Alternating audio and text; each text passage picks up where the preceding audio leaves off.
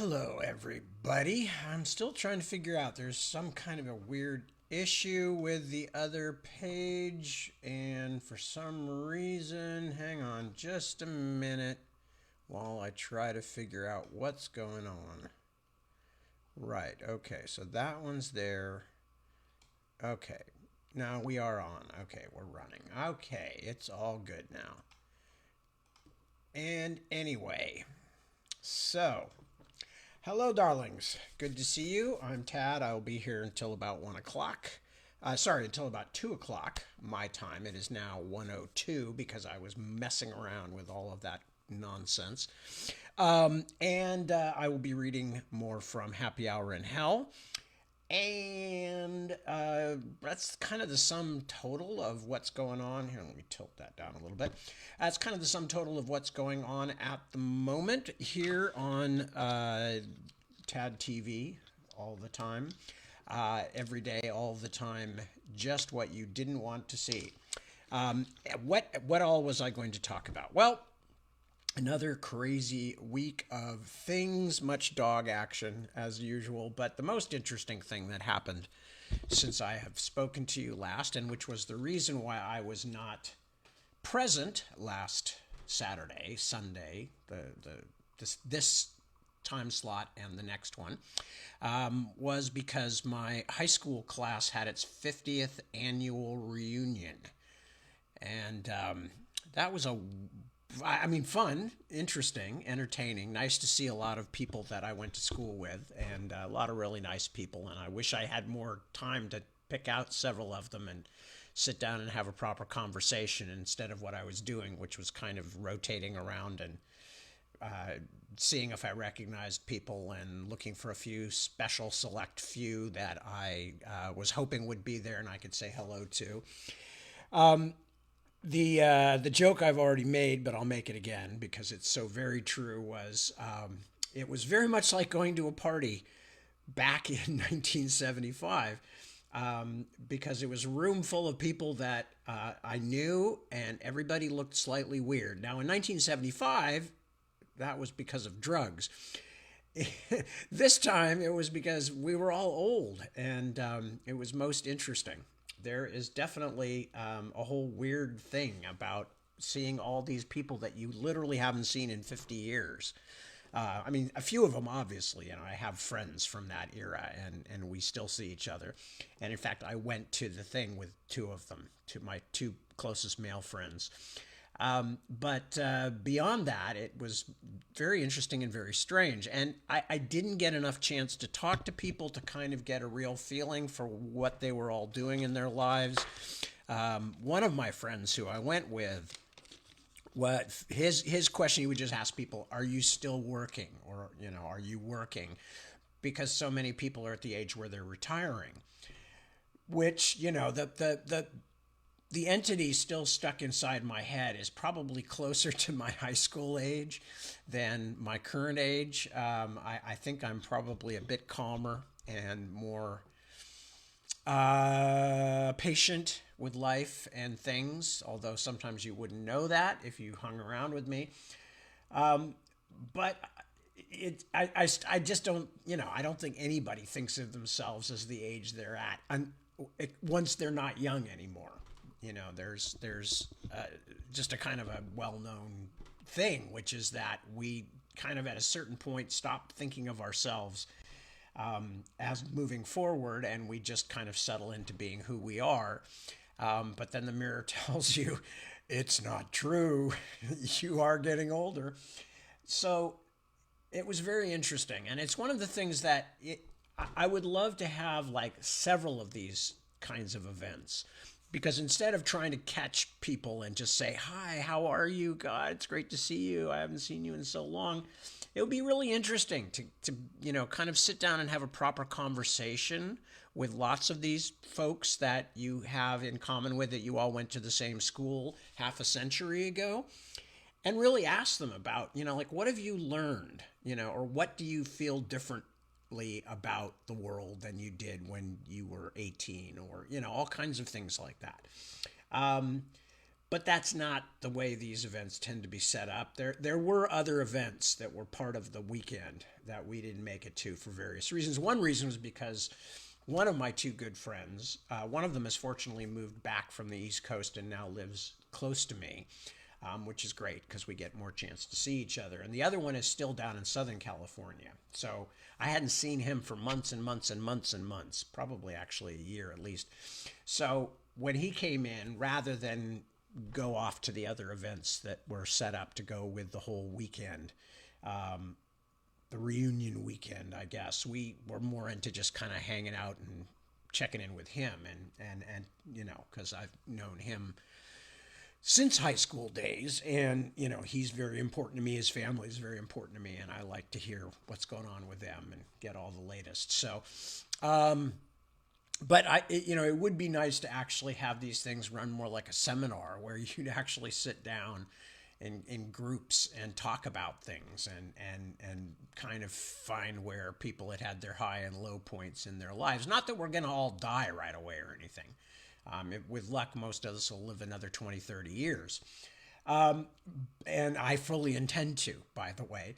But it definitely, I realized that kind of an event was not the best thing for what I wanted, because I was really interested in how people had changed, what they'd learned, what their lives had been like. And instead, of course, it's like going to a party or something where all you're doing, even with people that you know you used to know, is you're kind of just going, "Hey, how you doing? Where do you live these days?" and things like that. And I was really much more interested in asking things like, "What was the biggest mistake you made?" or "What was something that you believed when you were younger that you know you found out was either true or not true later on as an adult?" and you know, that kind of stuff. You know, did you ever want to murder your children? You know, those kinds of questions. Anyway, so that was fascinating, and you know, kind of, it brings on the inevitability of aging and mortality and all that stuff, because you're looking at a lot of these people that you last saw when they were just like on the brink of adulthood. They were sort of, you know, young and everything was in front of them, and you're seeing them now and they're all my age, and they, you know, have done most of the things they're going to do in their lives, or at least they have found their directions. They have made their families or whatever they've done. They've had careers, they've started businesses, they've, you know, whatever they've done, they've done. And yes, there's still more life to come, but they're certainly at a point where, you know, it would be interesting to really have a chance to probe their minds. But the fact that there were like 200 people or 150 people or whatever, I don't know how many, I didn't count, all kind of crammed into a couple of rooms out at a golf course clubhouse place, the kind of place they usually have these things. Those are hotels, one of the two. Made it kind of, and everybody, not everybody, but a lot of people were drinking and stuff because there was a bar and food and all that. Meant that you couldn't really have the kind of conversations I would prefer to have had. But I did get a chance to see some people that I haven't seen in a long time, and that was sweet. And yeah, so that was my big experience for the weekend. Just to briefly bring you up to date on the dogs, we thought we had a complete and utter breakthrough, which was that we were able to start letting, last week we were able to let the dogs start roaming together and just go in and out whenever they wanted to, not keep them separated and all that. And we were thrilled. You can well imagine, you've been hearing me talk about this for months. It's like, oh my God, I am so happy. They're just like out there in the yard together, and you know, they're not really doing anything together, but they're out there. They don't fight. And this is still true. That's the good news. They are past the point of scaring each other much, or at least in terms of any aggression. That's all gone away. But Johnny, the big old dog, is still trying very, very hard to stay away from the younger dog, Lemon. And Lemon, unfortunately, only has like one idea about Johnny, which is she's fascinated by him and she wants to follow him around because of that, preferably with her nose in his rear end, because, you know, that's what dogs do. So poor John. So partway through the week, we realized that while we were being very blithe about the whole thing and going, hooray, we can let them out together, Johnny was working so hard to stay away from Lemon. There was no fighting, mind you. She just was following him everywhere. And it makes Johnny nervous. He doesn't even like making eye contact with her. So Johnny managed to dig himself under the fence that separated one part of our yard from another yard. That other part of the yard that we had always kind of used to exercise Lemon. So Johnny managed to get under the fence, and then soon thereafter, Lemon learned to get under the fence. So she would follow him even to this place of refuge, which for the first couple days she couldn't get into, and Johnny could just go and stay there all day. So then Johnny's found a place to get out of the yard entirely. And I came home and found him in the driveway. And then the next day I came and found him, somewhere else off the property, and we had to chase him down and bring him back. And we're already kind of in trouble with our neighbors because of Johnny's barking, because he barks at everything that he barks at every car that pulls into our driveway. He barks at the deer outside the fence. So we're really desperately trying to keep him in, but at the same time, we cannot find out how he was getting out because there are a couple of gates, and he has in the past managed to push his way out through. Now, he's 80 pounds, but he's managed to push his way out underneath gates and stuff, and that's what he did with the fence to get into Lemon's yard. So we're kind of in this situation where we're trying to figure out where he's getting out so that we can kind of seal that up. But at the same time, we're also going, okay, we were a little premature with giving Lemon full freedom to get into the yard. I know that like half of the people that are listening to this are going like, who cares? And you're absolutely right.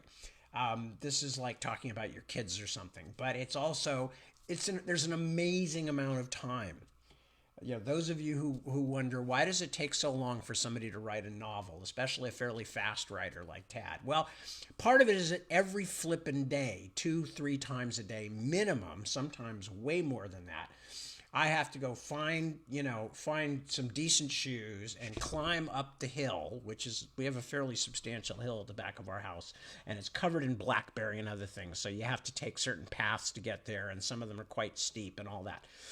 So several times every day I have had to go up the hill because Johnny's barking at something and I'm worried about the neighbors, even though they're not super close.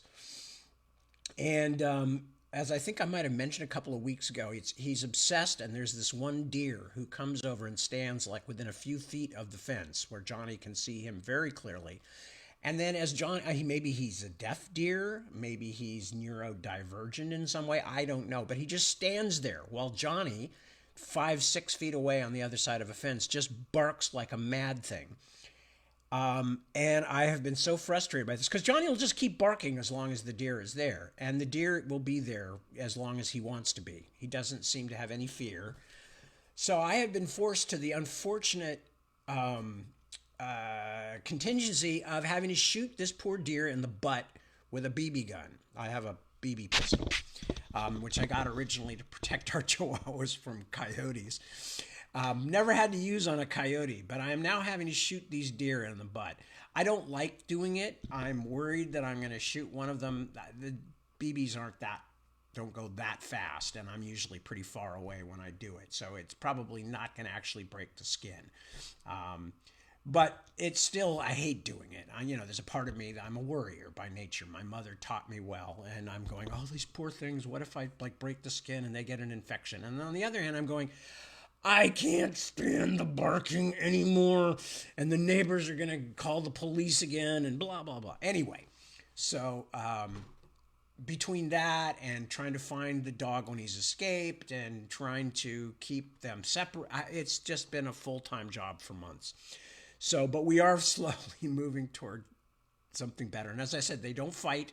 They now can occupy the same space. They both sleep in the bedroom at night with us, Johnny on his bed, Lemon up on the main bed because, well, that's why my wife wanted a second dog. She got used to sleeping with a Chihuahua. And now she has this 50-pound high-speed muscle nugget that she has on the bed instead. But fortunately, Lemon sleeps very well at night and does not suddenly get up and start charging around like she does in the daytime.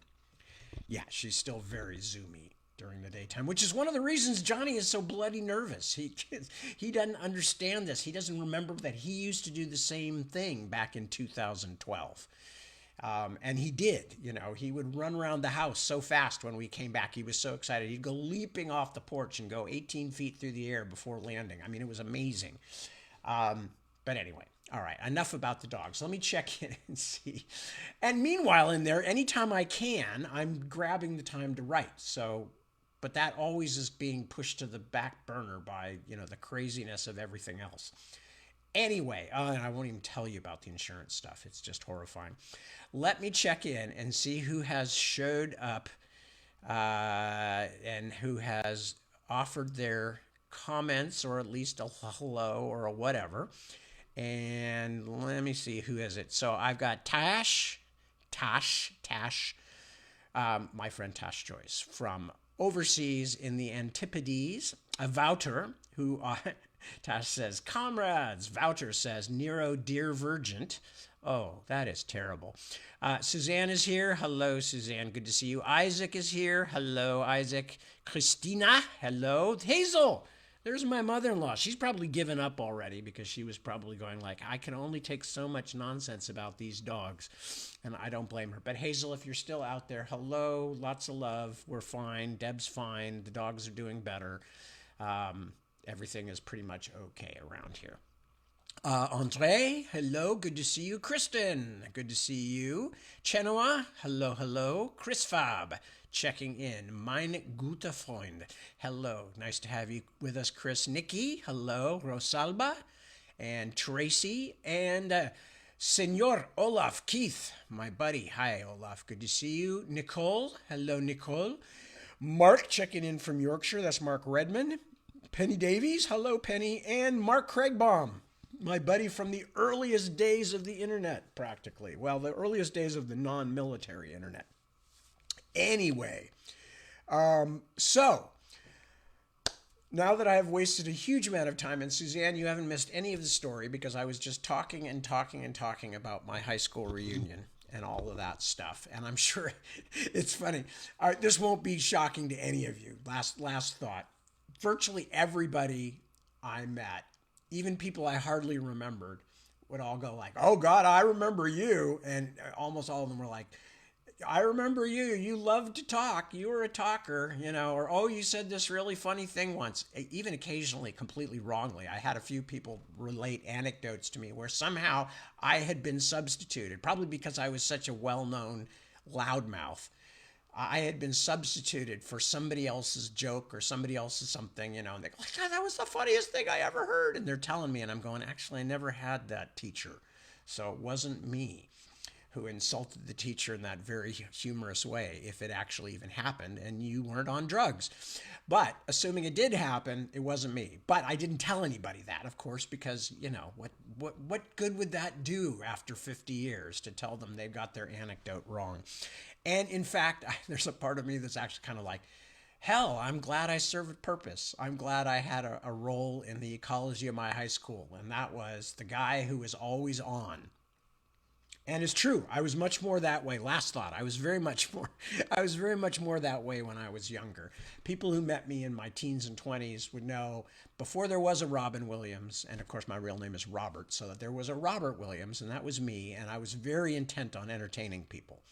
So I was always doing that same kind of stuff that Robin Williams used to do. I do voices, I jump from subject to subject and character to character, and a lot of it had to do with the fact that I was keeping everything at bay. If I was entertaining other people, I didn't have to worry about other people being boring or depressing or, whatever, which I realized after a while. And I'm a little calmer now than I was at that age. But it's not surprising that people remember me as never shutting up and always, being on and being a comedian and all that stuff. Anyway, let us now go to the book. And we are on chapter 27, I think. Yeah, 27.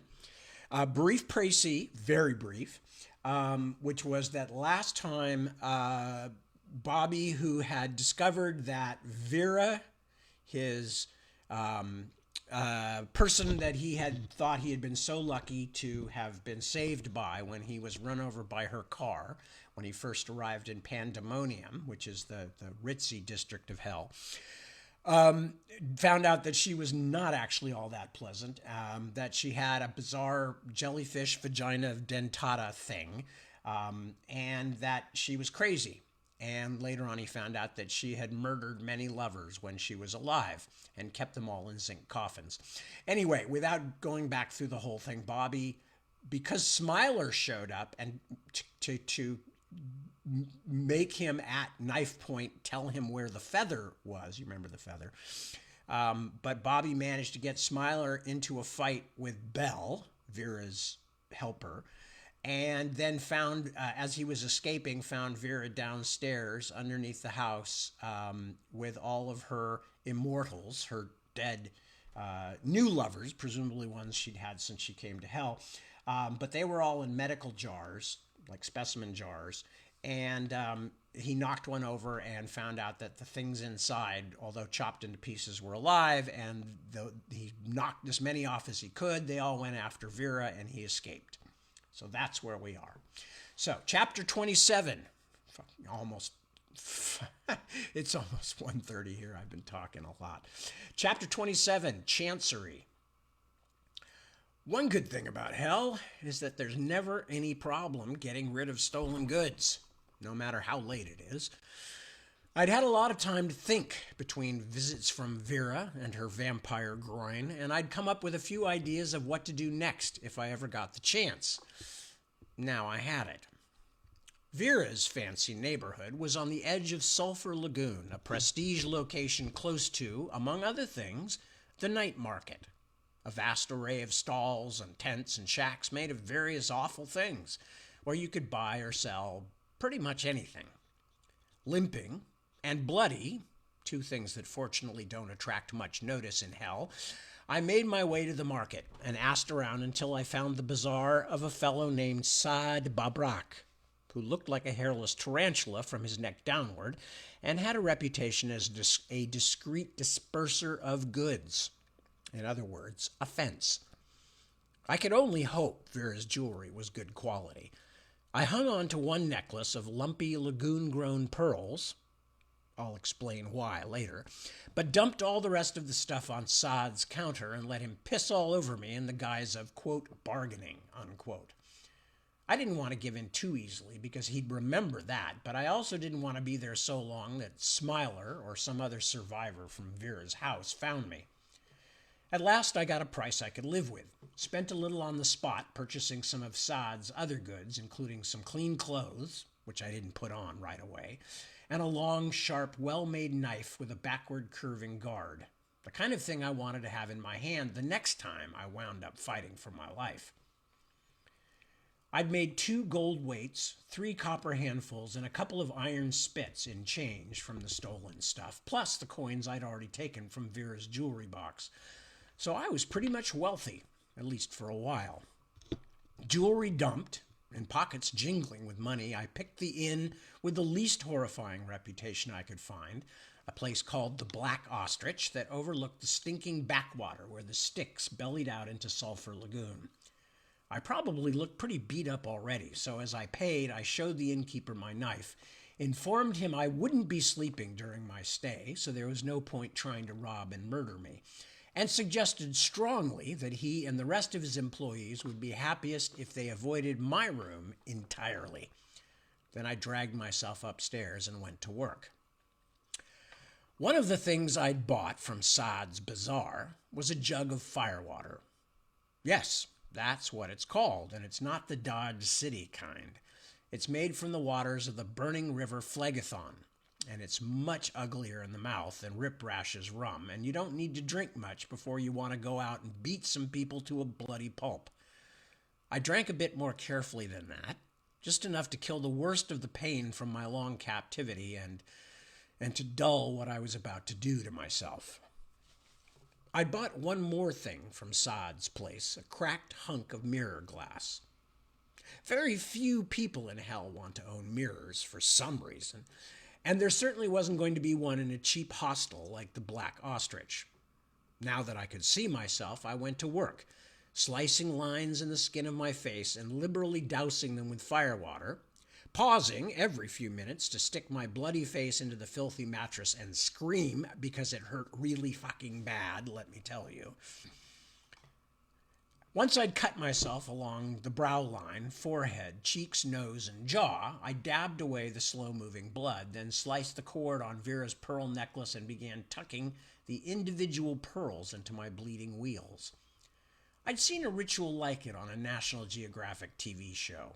Young guys in Africa or New Guinea or somewhere stuffing their sliced skin with stones and ashes to make impressive scars. I didn't care about impressive. I just wanted to change the look of my face. I had almost vomited out my own heart when Kame, the president, seemed to recognize me. Ultimately, I might wind up trying to fool Eligor himself, but as I had discovered to my surprise and shock, whatever process Temuel had used to get me into this body had left me looking a lot more like my Bobby Dollar self than I could risk. So, self-mutilation. I kept drinking little nips of the firewater, and that blotted out the worst of the agony, but there was so much blood that I quickly soaked the few rags I'd lifted at the bazaar. No point in putting on my new, clean clothes until the bleeding stopped, so I dabbed my wounds one last agonizing time with phlegethon liquor, then laid myself down to sleep through the worst of the pain. I dreamed of Kaz, of course, and of our last night together in Eligor's hotel before he blew the fucking thing to Kingdom Come. But in my dream, we couldn't make love because bits of me kept falling off and crawling around on a floor slippery with blood. At one point, I roused myself from the mattress, long enough to douse myself in the burning liquid again, then did my best to fall back asleep. But I could actually feel the skin knitting together over my new scars. A disturbing, tingling sensation like ants dancing in little white-hot metal shoes. After a while, I just gave up and lay with gritted teeth, waiting for the pain to subside enough for sleep to come. It took more than a few hours. I was beginning to feel right at home in hell now. Angry, miserable, hurting, you name it. Cheated, too. Like everyone else here, I was having trouble understanding what I had done to be suffering this way. Now that I was comparatively safe, I gave the scars a full day to heal, going out to the night market only long enough to grab something disgusting to eat before slinking back to my room at the Ostrich. When the pain of my self-surgery had dwindled to a dull ache, I got out the broken mirror and examined my handiwork. It was a strange look. My bumpy new brow and the lumpy lines along my cheekbones and jaw made me look like some kind of desert lizard. I used a little carbon from the candle wick so my eyes would seem more deep sunk beneath the knobby shelf I'd created. It made me even uglier, but that was fine. There's no right or wrong in hell as far as how people look, and my only goal was to look less like Bobby Dollar, enemy of the state. I lay down again to think because I had a lot to think about. How had Smiler found me? Had Eligor brought him back here from the real world, like recalling an employee from a field office? It was the only thing that made sense. But if the Grand Duke could find me to set Smiler on me, why hadn't he done it sooner? Why hadn't Eligor sent the murderer's sect instead? And why hadn't any of my enemies showed up here in my new hiding place? Commissar Nylock and others had mentioned someone the authorities were hunting, an intruder, and I'd assumed that was me. But what if it was Smiler all along? What if he'd somehow followed me into hell and only caught up to me when I was stuck at Vera's house? That was about all the thought I could give it, since there wasn't much point in trying to figure things out from so little information. I was here for Kaz. That was what mattered. And I had a lot to do, some of which was going to be downright terrifying. Putting it off would only make things worse. Only the highest knew how long I'd already been in this horrible place, but it felt like half a year or more. For all I knew, there was already a heavenly APB out for me. In many, many ways. I was running out of time. The Ministry of Justice, also known as the Chancery, was in the deepest, most overbuilt section of the Red City, a crooked maze of close-leaning towers and guarded doorways behind Dispater Square. I had been praying I wouldn't have to see Chancellor Urglap again, the hideous giant beetle thing that had interviewed me back on Earth about the death of Prosecutor Grasswax. Luckily, as a member of the minor gentry, Snakestaff of the Liar sect was far too unimportant to get a meeting with the Chancellor, and was instead fobbed off on a literally very sharp young woman, who seemed to be made entirely out of scissor parts.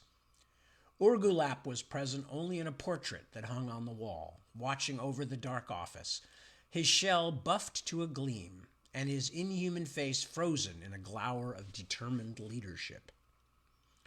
"We cannot give you that information, Lord Snakestaff," the Scissor Sister told me. "The Chancellor has not completed his investigation, which he will present to the Senate and Council soon."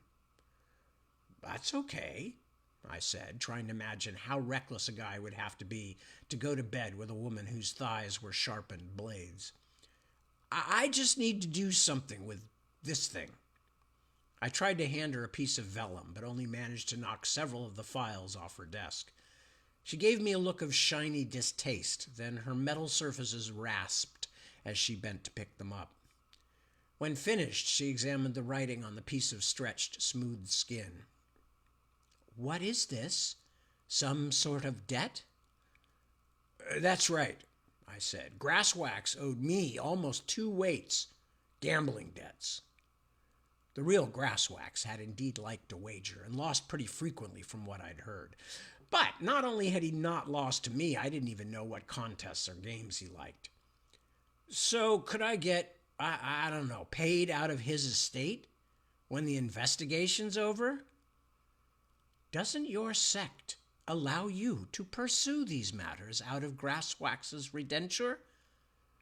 I did my best to look embarrassed, which wasn't that hard since I had no idea what a redenture even was. "Yeah, they sort of kicked me out. I'm not in the Liar sect anymore." I shrugged. I caught on with the thieves." She rubbed one of her blades down her nose, which was also a blade. "All right," she said at last. "Fine. Leave this with me, and I'll put it into the files with an explanation." She frowned, which looked pretty odd, I can tell you. "But don't expect too much." I stood. Why would I? This is hell. Outside, I stepped into the dark space of a tower doorway to make certain I'd grabbed the right thing while Scissor Sister was picking up the stuff I knocked over. I took a quick look at the outbasket files I'd stolen, a few pieces of vellum with official Chancery letterhead. More important, though, was the other thing I'd lifted, a wooden stamp that looked like it might have come right off Ebenezer Scrooge's desk, except instead of Scrooge and Marley, it said Ministry of Justice. Perfect. I didn't sleep very well that night. It wasn't just because of the intermittent shrieks of agony from the promenade along Sulphur Lagoon. They weren't any worse, really, than the stink of the lagoon itself, and both were easier to ignore than the weird, buzzing, gagging sex 2 or 3 somethings were having in the room above mine. I was finally ready, after all this time, to do what I had come to hell to do, or at least to begin doing it. If you know me at all by now, you know that I'm not so stupid as to do the same stupid thing every time. I prefer to alternate my stupidities. I had been discreetly checking into Eligor's setup. Loyalty is almost non-existent in hell, and bribery is one of the favorite pastimes. I wasn't going to just charge into his fortress of a house. I knew I couldn't just saunter in and liberate Kaz. I wasn't even going to make a plan until I knew more. That was why I had been sitting up all evening making fake Ministry of Justice documents for myself until I had come up with something that satisfied my intention to walk in and out of Elagor's stronghold with my skin on and my vital organs still in their original places. When I'd tackled Elagor in his earthly stronghold at 5-Page Mill back in San Judas, I hadn't known who and what I was dealing with. I did now. I was pretty sure I'd only get one shot to get her away from him, and I'd have to be very lucky to get even that. I needed a real plan, but first I needed to see his castle, called Flesh Horse, up close. Just getting near it was difficult, because although the top levels had the same kind of connective branches leading horizontally to other great mansions, they were all closely guarded. Like the infernal cabinet house and most other important buildings in Pandemonium, the base of Flesh Horse sat in a wide park walled off from its neighbors.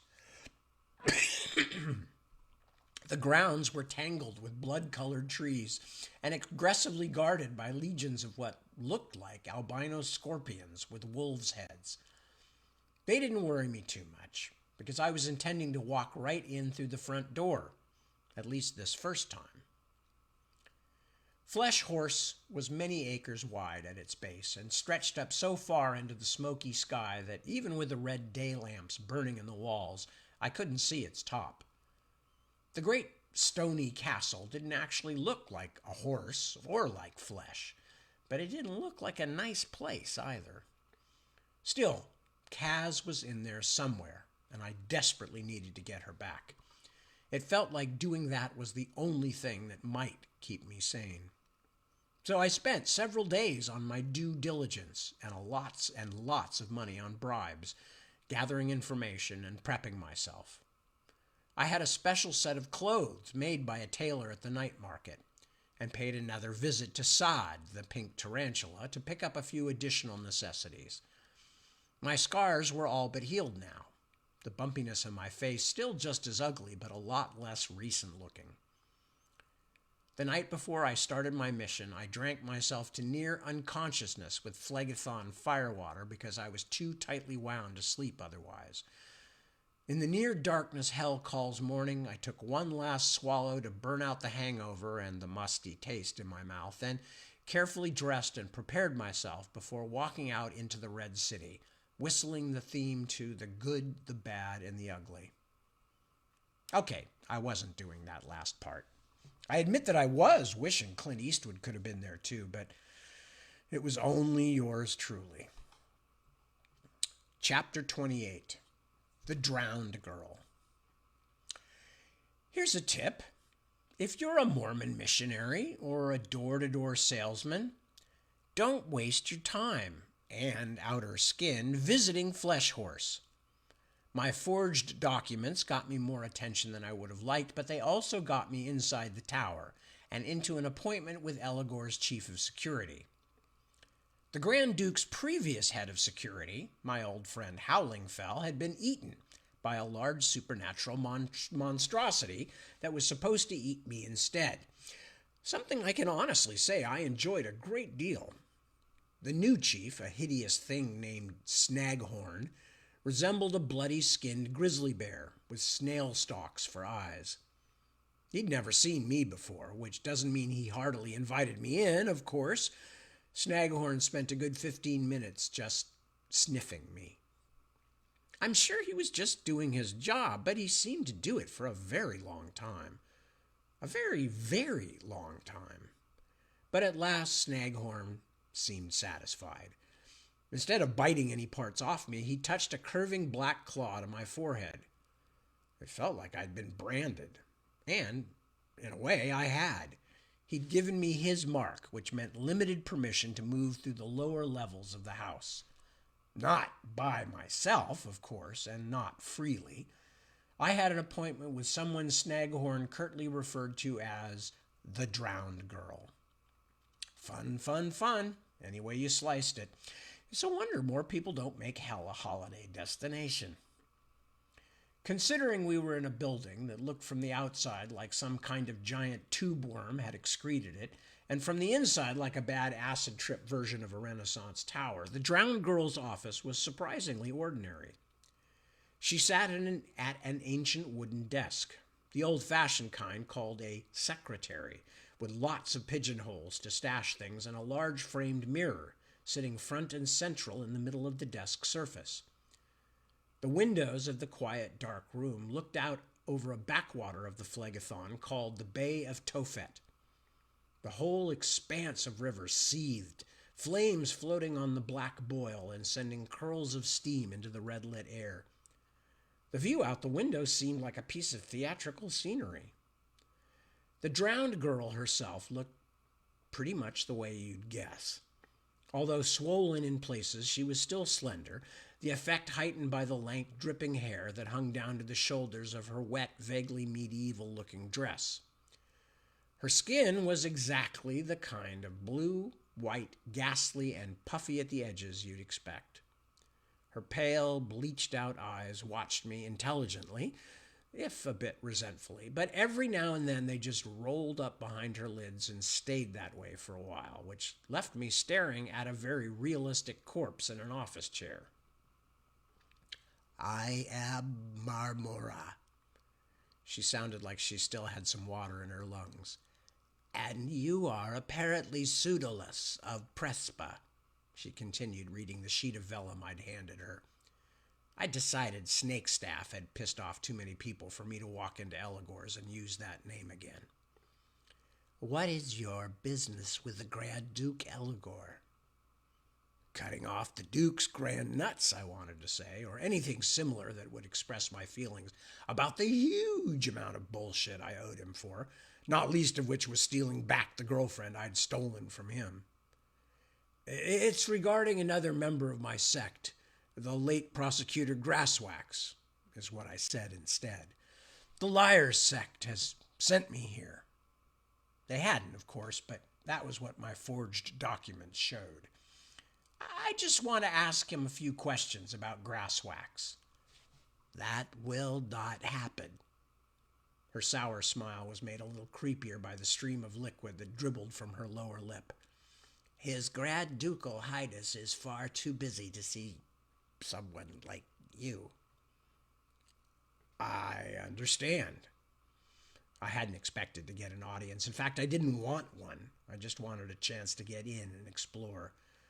Who else could I talk to?" "Nobody." She pushed the vellum back to me, her fingers so soft, damp, and swollen that they left little shreds of skin on the document. "Grasswax was never in the Grand Duke's employ." "But he came here often. And I've been told he performed some, informal tasks for Grand Duke Elagor." "That doesn't matter. His Grand Ducal Highness will not see you, and nobody else here can tell you anything about our master's informal arrangements. I suggest you take your inquiries elsewhere." She stared at me for a long moment, a strangely intimate moment, although it was hard to look back into those cloudy, ruined eyes. "I would prefer not to have to call Staghorn and his guards to show you out, but I will if I must." She said it almost as if she truly meant it, which was kind of her, but it was still bad news. I'd hoped to get farther and stay longer, maybe even work up an idea where Kaz was being held. I stood there, clutching my forged documents, wondering what to do next.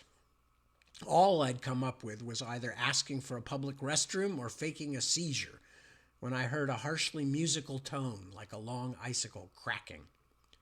Marmora turned her bleary stare to the mirror on the desk. "Yes, Countess?" Needless to say, I was suddenly pulled tight as a guitar string. I stepped back from the desk and wandered a short distance away, as though respectfully giving Marmora her privacy, but I was really just trying to find an angle where I could see the front of the mirror. It was her in the glass, her amazing face right there in front of me. I couldn't hear anything she was saying, although the drowned girl obviously could, but that didn't matter. It was her, Kaz. And after all this time, she was actually within reach. All I'd have to do would be to interrupt Marmora, and I would be speaking directly to the woman I loved. I wasn't going to do anything that stupid, of course, but I wanted to. I really did. There she was. The same beautiful, terrifying vision I'd first met when she appeared at the Edward Walker death scene, blood-red eyes and all. But Kaz looked pale and tired now. Oh, so tired. And even from where I stood, I could see how much effort it was taking her to carry on this domestic conversation with Marmora. God, I wanted her. I wanted nothing but to sneak away from the drowned girl and try to find her, but I knew that would be suicide of an extremely certain kind. Yes, Countess, of course I'll arrange that, Marmora said. When would you like to go? First night of the Wolf? I'll arrange it. How big is the party? I watched Kaz speaking and wondered where in this vast tower complex she was right now. It was agonizing. Could I just sneak out and find her? Take her with me right now? Was I making things too difficult? Do you want to be on the Leopold Square side of the circus? Marmora asked. There was an odd tone to her voice, as if she was dealing with Kaz in the Hell Minion version of arm's length. Did she dislike the Countess of Cold Hands, or was there something more complicated going on? And why should I care anyway? Right, then, the Leopold Square end, the drowned girl said. Very good, my lady. Kaz's face vanished from the mirror. I thanked the drowned girl for helping me. Marmora gave me a strange look that reminded me thank you was not commonly heard in hell. You should leave these matters alone and go back to the lower levels, Lord Pseudolus, she said as I walked out. You will be a mouse to the cats of Pandemonium. I think she was being nice. As soon as the dripping secretary had said circus, I was pretty certain I knew where Kaz would be going on the first night of the Festival of the Wolf, only a couple of hellish days away. Wolf was the closest thing to a holiday they had in hell, a great orgy of public bloodletting and even worse than usual behavior. The circus had to be the circus of Commodus, Pandemonium's version of Madison Square Garden or Wembley Stadium. It might be my only chance to talk to Kaz outside of Flesh Horse, which might mean it was also my last chance to carry her off. Yes, even at this late date, I confess I was still considering the thing in romantic terms like that, despite the fact that Kaz was at least as strong as me and knew hell a lot better than I ever would, or at least a lot better than I hoped I ever would. So I now needed to change tactics. Just slip out the back, Jack. Make a new plan, Stan. I remember stuff like that at the weirdest times. Dispater Square is the biggest public space in Pandemonium, the heart of Hell's capital city. But just as the center of Paris starts at Notre Dame and stretches along the Champs-Élysées to the Arc de Triomphe, so the center of Hell stretched all the way along the Via Dolorosa, the wide, grim avenue where triumphant demon generals marched. The circus, otherwise known as the Amphitheater of Commodus, was at the end of the Via Dolorosa, next to Leopold Square. Commodus was one of the worst of the Roman emperors, a murderous psychopath in the vein of Caligula and Nero, but unlike Nero, Commodus had never tried to cheat hell. In fact, Commodus had a major landmark in hell named after him instead of a forgotten bridge, so my guess was that Eligor and Came and the boys weren't making Emperor Commodus sing opera in front of heckling crowds either. It cost 2 spits to travel by ferry across the steaming expanse of the Bay of Tophet, but it was much faster than walking, and I didn't want to jam myself into one of the lurching packed trains. I reached the landing at Leopold Square before the second beacon had even been lit. leaving me the infernal afternoon to reconnoiter. The amphitheater was closed, but a bribe to a guard, who looked like someone had tried to make walrus jerky and failed, got me inside. Then a wearying hike up stony steps got me to the top to look around.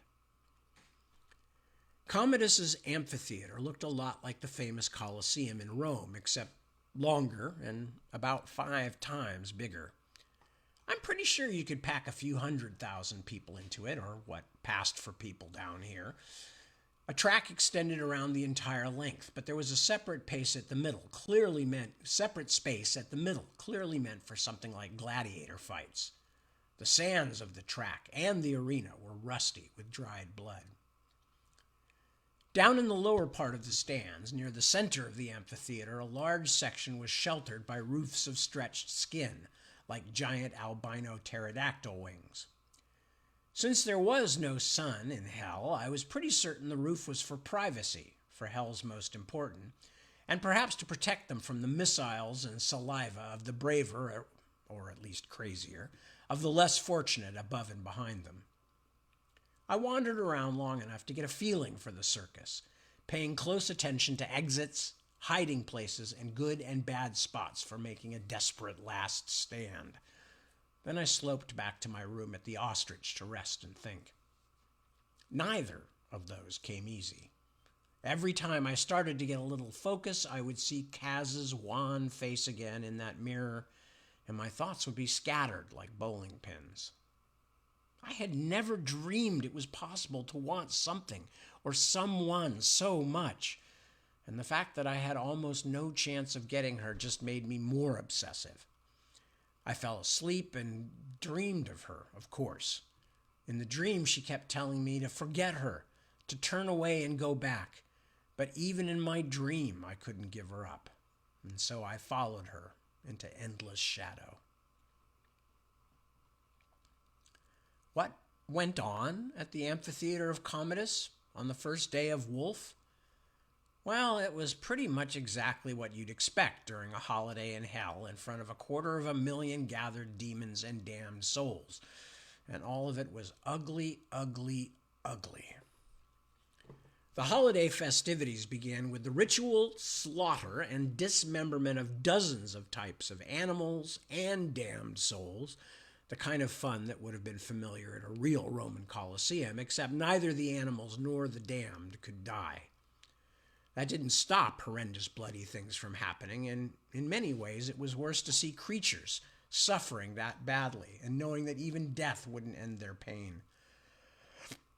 Then the races began, leading up to the big one, the Lycaon Rally, which drew most of the betting action. The track around the outside length of the amphitheater had been turned into an obstacle course, with every manner of hard, hot, and sharp object you can imagine. Then a gang of 100 or so naked sinners were set loose at the same time to make their way once around the track, probably about 2 or 3 miles long. They had to make this circuit past the, quote, ordinary obstacles, pits of flaming oil, forests of barbed wire, and what looked like minefields, but also dozens and dozens of armed demons and ferocious beasts. Other than the very strong possibility that this was a race nobody was going to win, the first thing I noticed was how battered all the runners/victims looked, many as stooped and crooked as Richard III, some with limbs clearly different lengths, or with huge unhealed wounds clumsily stitched. When the race began, and the first of them lost limbs to the traps and wild beasts and armed demons, the reasons became clear. Since they couldn't die when they became immobilized, they were dragged off the track along with whatever limbs and other body parts happened to be lying around. If the parts were theirs, so much the better, but they were crudely attached regardless. And then the damned's literally hellish ability to heal reconnected those limbs, no matter whose they had been. Anyway, the race was as ghastly as you'd guess, and the crowd loved it. The fans were particularly thrilled when the temporary leader ran onto the tusks of a skeletal mastodon and was flung to the sand, stamped into something that looked like a strawberry fruit roll-up, and then hoisted on the skeletal trunk and waved like a battle flag by the triumphant beast. I took advantage of this excitement to make my way. Whoops, sorry, my chair is slipping out from under me. I took advantage of this excitement to make my way down from the cheap seats toward the wing-like awnings that marked where the nobles, including Kaz, I hoped, were sitting. I bought a sack of some horrible stuff from a vendor. I think they were paper cones full of bubbling salted slugs, just to look like I had a reason to be there, then casually made my way down the stairs to the aisle behind the covered section. My heart started to beat very quickly when I saw a flash of silvery golden hair in the midst of all that shadow. It was Kaz, but she was sitting next to Grand Duke Eligor, and as much as I wanted to run up behind him and give him the old "Welcome to the theater, Mr. Lincoln," I didn't have a single weapon that would do more than annoy him, not to mention all his guards and ugly, powerful friends. Two of the race's leaders were now tearing each other's faces off with their bare fingers, something that had the folks in the enclosure whooping and calling for more firewater, but I couldn't look away from Kaz. She leaned slightly toward her captor and said something. He gave her a quick, contemptuous look, then nodded at someone. Two big, gray-skinned fellows got up to escort her. I recognized them. Oh, yes, I most certainly did. It was my old pals Candy and Cinnamon, her former bodyguards, but now just her guards, I felt pretty sure. I watched that beautiful, somber face go past me, only yards away, her bearing slow and dignified, the two guards so close that they were nearly pinning her elbows. She climbed up the stairs toward the top of the amphitheater, and for long moments I couldn't understand what she was doing. But when she got to the top, Kaz merely stopped along the wall and turned her back on the amphitheater, staring out across pandemonium as though pretending she was somewhere else. The air must have stunk just as badly up there as it did anywhere else in the city, but I guess she still preferred it to the air next to Eligor.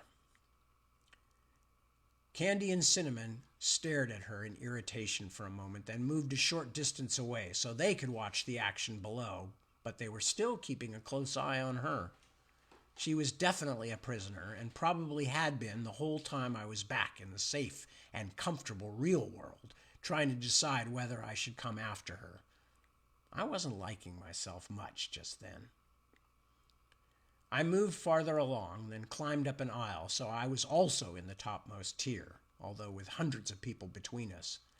Then, when one of the racers below fell into a pool of flaming oil, but continued his race as a shrieking torch, which the audience just loved, I snuck a quick glance over the edge of the amphitheater. I was in luck. There were harnesses for banners, or perhaps some kind of windbreak, along the outside, and a stone track where workers could stand below the outside rim, putting these harnesses up or down. I waited until the burning runner was being extinguished by a laughing giant with a club, which brought a large part of the audience to its feet, yelping in glee. Then I slipped over the rim of the amphitheater and onto the ledge. It turned out to be a great deal narrower and less sturdy than it had looked. And I'm going to stop there because there's still a lot of chapter left. So that's where we're stopping tonight, with Bobby trying to sneak up silently on Kaz without being noticed by her bodyguards.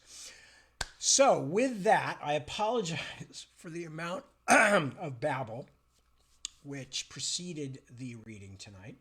I will be back at 7 p.m. later today, since it is now Sunday. I will be back at 7 p.m. to continue on with Bobby's Adventures in Hell. I hope you will join me then if you can, or if not, of course, you can find it on YouTube, where Chris Fobb has been so diligently putting up all the videos, and especially because we don't keep the old ones on Facebook anymore. So, anything else? Thinking? No, can't think of anything. So with that, I say, please take good care of yourselves. First of all, first of all, do no harm to yourself or others. Take good care of your friends and family, your loved ones. Keep an eye out for those who may not be your family or close friends, but may still be people who need a kind word, a little help, anything, just a smile sometimes. Until that time, again, I thank you for joining me, and I will see some of you at 7 p.m. Later tonight. And if not, I will see you next week. And until then, I hope you will be well. So, peace and arrivederci, bambini. See you soon.